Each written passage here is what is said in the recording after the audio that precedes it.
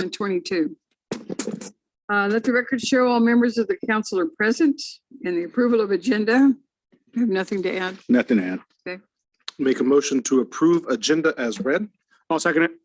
We have a motion and a second to approve agenda.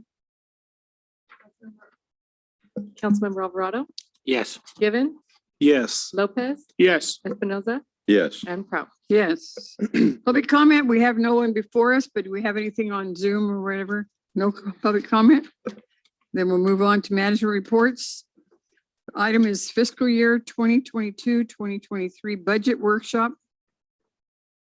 So, Mayor and Council, this presentation is all of our Administrative Services Director, Roger Sanchez. So, Roger.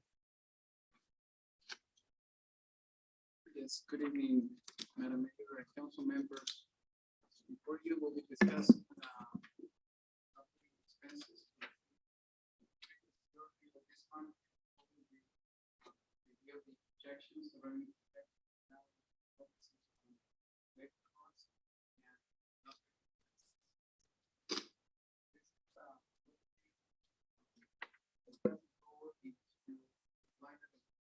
we can bring those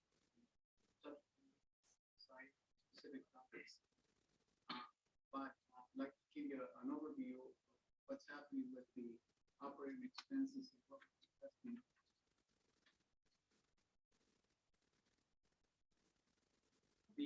On the next meeting, we're going to also have the capital project.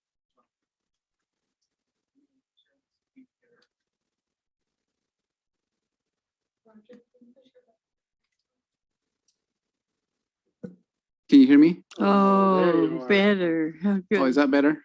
Yes. My apologies. So, on the next meetings, we're going to have capital projects and CAP as well. So this is strictly labor cost and operating expenses. So we're going to be reviewing for citywide for each department as well. Feel free to jump in. This is a workshop if you have questions and concerns as well, if you have any feedback as well.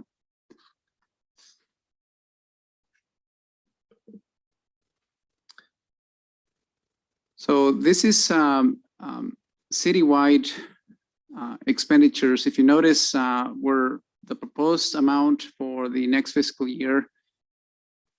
So this does not include any internal transfers. It's $40 million.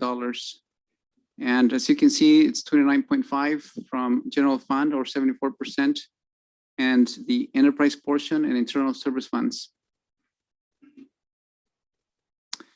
If you look at the historical operating expenses, you look at the bottom section is the labor cost, and then the M&O for the total of $40 million as previously indicated. So you can see the changes there and what the cost has been in the past few years. What I've done is this is the same information. However, I removed the economic development agreements because this is really what management is proposing to spend money on. And this is what you have a bigger say as to if you have concerns or questions. So this is a better view of the operating expenses for labor and for M&O.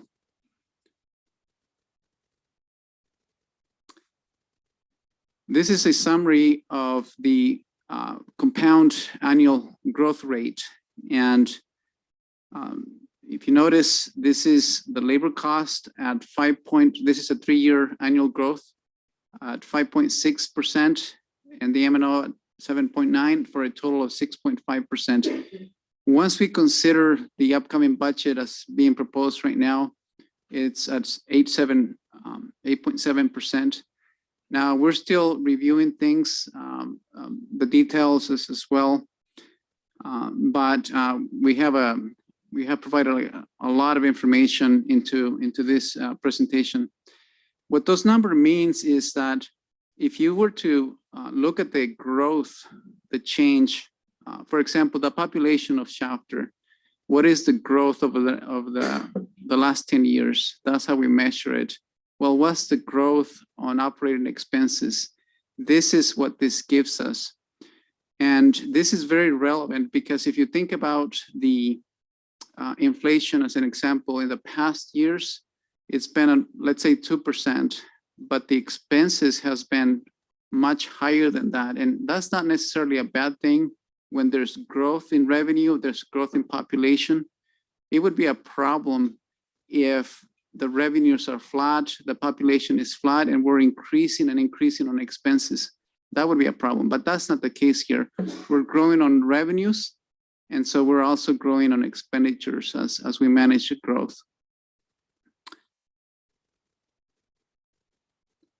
This is the same information as before, except that this is focuses on labor cost broken by the different departments.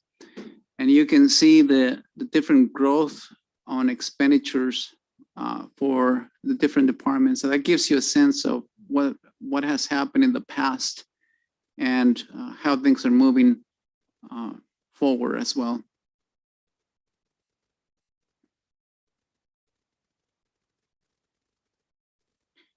Electric cost is one of the major expenses that is worth looking into, especially if the city has invested on solar projects or if it plans to invest even more on solar projects.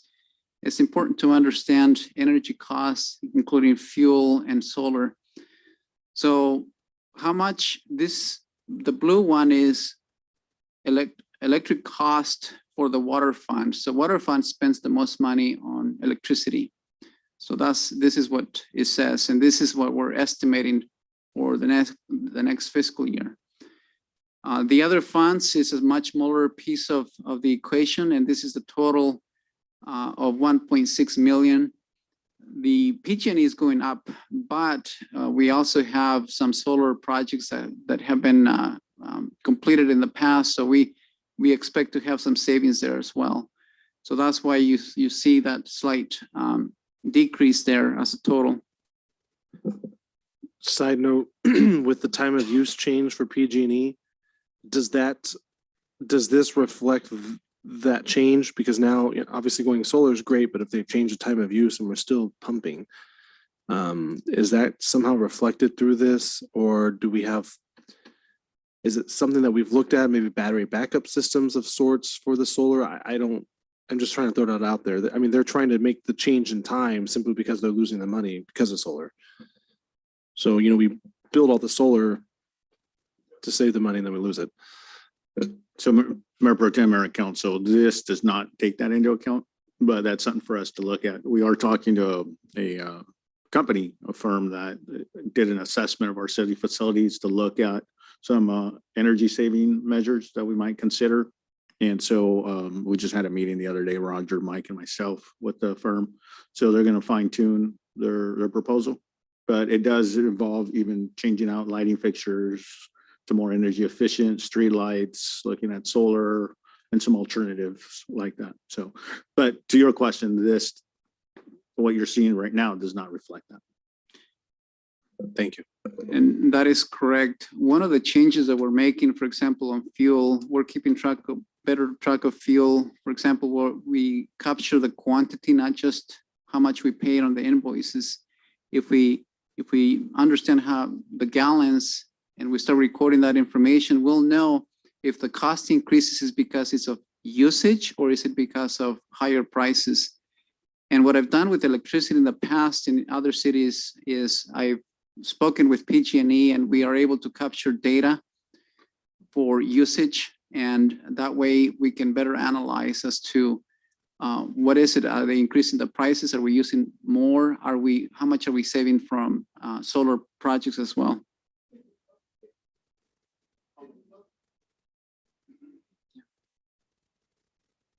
So this is the growth on the previous slides on electricity.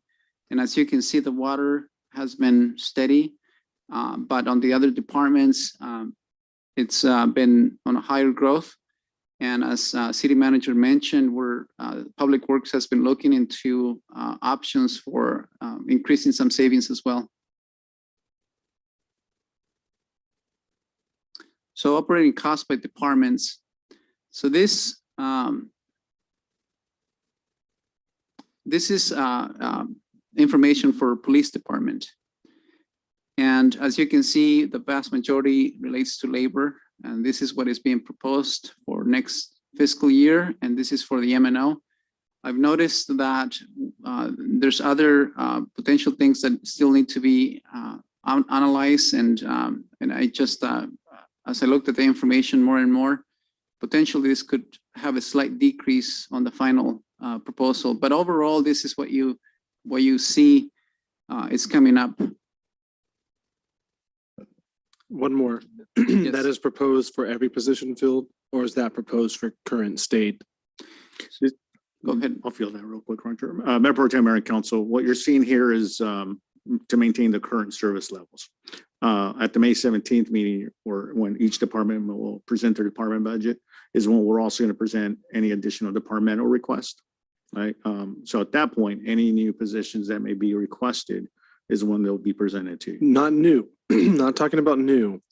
I mean, you see a decrease from the 21-22 budget to the 22-23 proposed.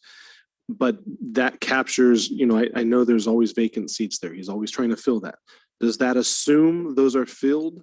That 5.6 million for the labor? Does that Yes. assume they're Yes. filled? Yeah. So all the current complement of officers that we have is the same number as we had last year. I think, and Roger can elaborate a little bit more on this. One of the things he's done this year is looked at the salary model and cleaned it up from prior years, where I think the practice was to just kind of roll the prior year, put a cost factor in there, and then it just increased. What I understand from Roger is that he's put more time into to really look at the actual model, make adjustments accordingly to how the money's being spent. Okay. But the main response to your question is this is still the same in the full staffing levels that we have today. There's no decrease or elimination of positions. Perfect. Thank you. Yes. Yes, that's correct. The system has a module that in essence creates a payroll projection for the entire year. And so it's able to capture all the positions and calculate those labor costs. Whereas if you notice the budget for 21-22, it wasn't operating with that module. And so it's a little bit inflated, but this one has a better view of what's coming up with the current positions. Yeah, just to kind of add to them, simplify. We had a separate, until Munis, we had a salary model that was done basically on an Excel spreadsheet that didn't take right out of the payroll system from our financial system. And now with Roger's knowledge and experience with Munis, he's able to utilize the tool that comes with Munis to take more of actual snapshot from the payroll instead of using the Excel spreadsheet to do our salary models. That's the difference. So this is the compound growth for over a 4-year period and a 5-year period once you add into the budget. For the previous slides, that is for police. As I mentioned, there's probably going to be some improvement here on the M&O, some savings that I noticed that need to be reviewed with the city manager and the chief. On public works, this is a big component. Unfortunately, we're not going to break down the water department on this meeting and the sewer. And the reason is because of the recent changes on the refuse and other changes. And what has happened is we're outsourcing the refuse, that's coming up. And a lot of the labor cost from the managers that it's been linked to the refuse needs to be reallocated to the water and sewer and other funds. So there's going to be increases on those other funds. And so that's what we're still working and reviewing as well. But overall, on this slide with Public Works, it gives you an overview of how we're viewing currently labor cost and M&O. Well, not only are we spending $1 million on outsourcing the refuse, but there's also projects related to meters. And those are not going to be part of the capital projects. I call the CPA firm, and it needs to be part of the operating expenses as well. So we're still working through this public works information. But as you can see, this is kind of how things look so far. So this is the growth for operating expenses for Public Works Department. This is for education and library. You can see the labor cost and the M&O for library. And this is the growth overall with the next fiscal year, a 5-year growth of 4.1%, which looks reasonable.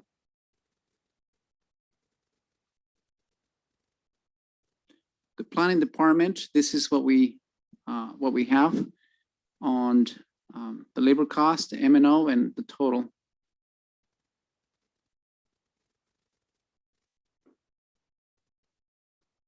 This is the growth for the planning department.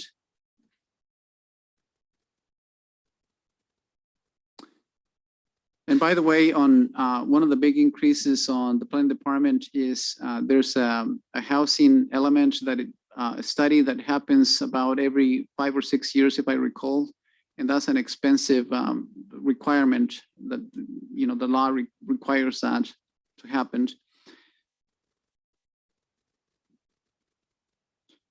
This is a building inspection operating expenses as we view it in the upcoming year.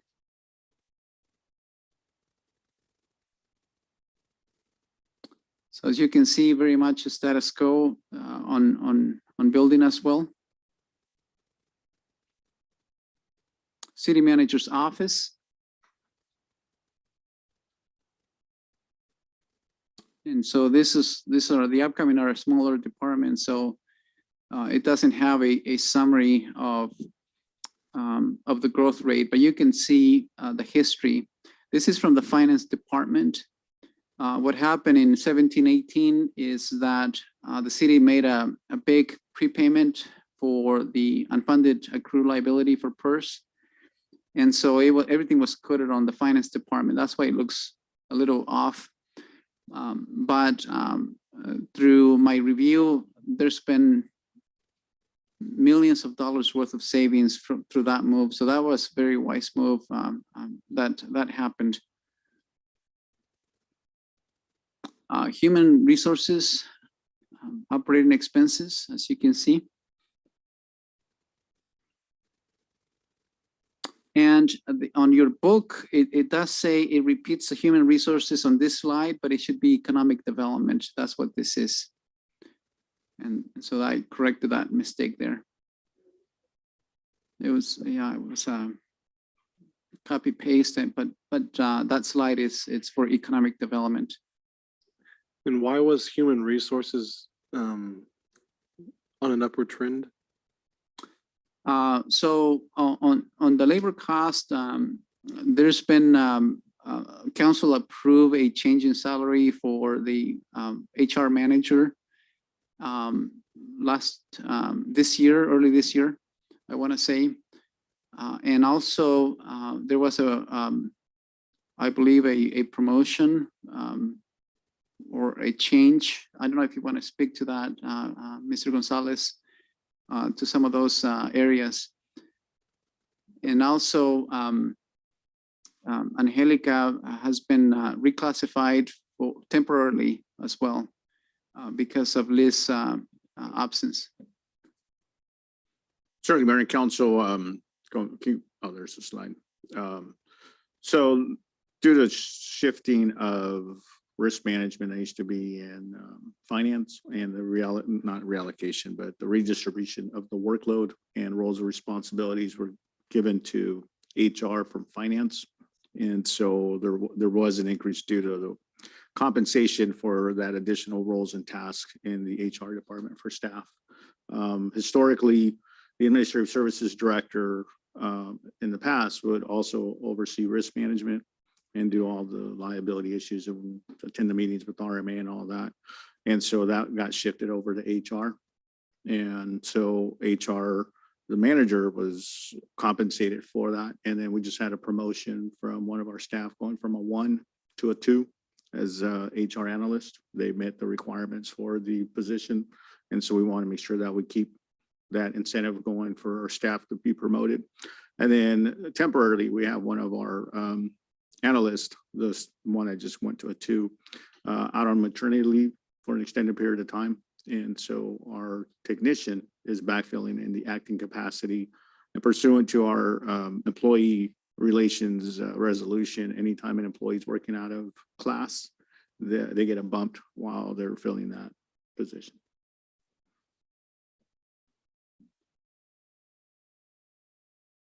So this is economic development. For internal service funds, here we have information technology, very consistent with the labor cost. There's some increases on the M&O. And if you have an interest, we can provide at a future date the details. Johnny did a phenomenal job on providing each line item as to what makes up this number. And for example, some of the security concerns are a big problem. He has done a good job both in the IT department of making the city secure. They have asked us to do dual authentication, especially when we work from home. So it goes through a cell phone. So we make sure that only authorized people can log in. And so all of those things cost money. There's also another company that will analyze when there's attacks to the city. Those are things that are being requested. Of course, council can have a say on those things as well. But we'll be happy if you're interested in providing those details as to what makes up the software and as on this as well. So council, you'll recall that we got ransomware attacked November of 2020. And in response, we took some measures to strengthen our cybersecurity measures. And as you can imagine, that technology is not cheap. And so we now have redundant safety factor built into our network, both internally and externally, to be able to better protect our data from ransomware attacks. So as Roger explained, we have multiple layers of our cybersecurity that requires different measures to authenticate who's accessing the network. And so that's an ongoing process. The technology continues to change almost daily. As you can imagine, even in your home computers, you're constantly trying to stay up to date with that. So that's part of the ongoing. We also have ongoing monitoring of our cybersecurity measures with an outside company, as Roger explained, that they do continuous monitoring of trying to penetrate our cybersecurity and our firewalls, just to make sure that it's up to date, and that we have countermeasures put in place to prevent another cyber attack. No IT systems 100% foolproof.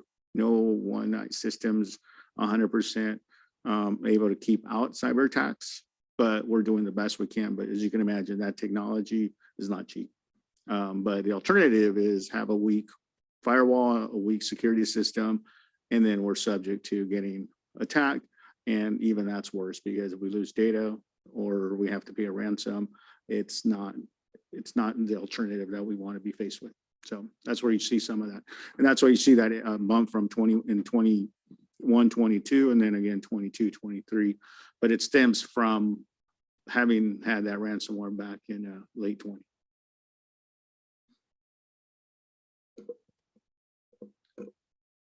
So IT is a big component. As you can see, this is the growth over a 5-year period. So you can visualize not a whole lot of change on the labor side.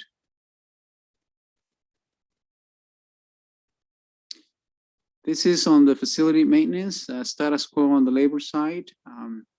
And there we have the M&O, and please give us feedback if there's any specific department that you'd like to see high-level details for the next meeting. So far, this is what we have. It's a broad overview. It's a 30,000 view over the operating expenses and trying to communicate a status quo.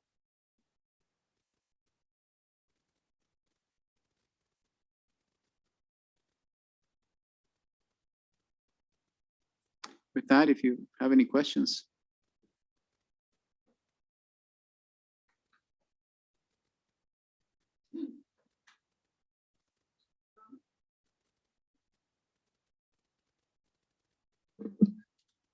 Any comments, questions? Okay. Is that all we have?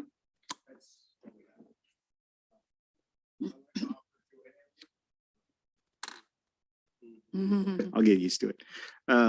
That if you wish to have, have a sit down session with myself or administrative service director to let us know. I know it's a lot of information and there's more background information, as I said, that provides more detail. So any one of you are interested, let us know. We'd be happy to make some time and sit down with you to give you that overview. But all in all, as you just heard, we're making those adjustments. We're not, as a government entity, not exempt from the increasing inflationary factors that we see in our local economy, fuel, utilities, on and so forth. We too have to pay our fair share of that, and we get hit with that. As Roger said, on the one hand, our revenues are modestly keeping up, but at the same time, it's going out because our costs are increasing. One of the approaches we did take consistent with council is to maintain current service levels. And so we're doing that. There's no layoffs, there's no reduction of staff, reduction of services. If anything, we're looking to improve those with what we have. And so when you see the draft budget, and then on May 17th, when you hear the department directors make their presentation, it's to maintain, and we're continuously exploring different service models that provides and enhances our services to the community within our parameters, within our budget parameters. We are a growing city, and we got another close to 10,000 housing units planned at full build out in the next 5 to 10 years, both at Gossamer Grove, 7 Standard, but also infill projects here in the city. And so what you'll be hearing, just to give you a preview on the department directors on the 17th, is some possible requests of additional staff. I know PD is going to have some because we are growing. Public Works is another example, but we'll provide more information to you on that. You'll have an opportunity to hear from the directors, their justification, my recommendations of which of those positions we're recommending, but all again within our budget. But I think it has to be acknowledged that we are growing, and we continue to be one of the fastest growing cities in the state. I think in the past, we've probably been averaging about almost 3-4% on a state level, which is pretty fast growth for a city our size in particular. And that doesn't seem to be diminishing anytime soon in the near future. So we're looking towards the future. We're looking to make sure that we maintain that service level to what our communities have come to expect. We're one of the, we did the survey here about a year and a half ago. So we know our community is happy with the safety of it, with the services, with the cleanliness, with the amenities they have. And so we want to make sure that as we continue to grow, we also grow on the organizational capacity commensurate and don't get too far behind. It's like anything, if we don't grow with that, we tend to get too far behind. And then instead of 1 or 2 positions, we're looking at hiring and needing 10 positions, right? But so we want to make sure that incrementally we continue to meet that demand. But you'll have an opportunity to hear from those directors, from myself, in terms of what our recommendation is for that. But that'll be for the next meeting. With that, just one other announcement, Mayor and Council, is the May 3rd meeting. We had another special council budget session scheduled to discuss capital outlay, fleet, and equipment requests. We're going to combine that with the May 17th. So May 3rd is off the calendar. We'll just have the regular meeting. And we'll instead on May 17th come to you with the department presentations, which include their current budget, any additional requests, and something we started doing last year is just give you a preview of any future organizational requests we may have in terms of planning. One of the things I'm having the directors do is start planning for what we may need in the next 2-3 years. And those aren't requests. Those are just to make you aware of some of the things we're going to be looking for and looking at towards the future. So like you've done at a policy level, we want to make sure we're planning with that foresight for the future as well.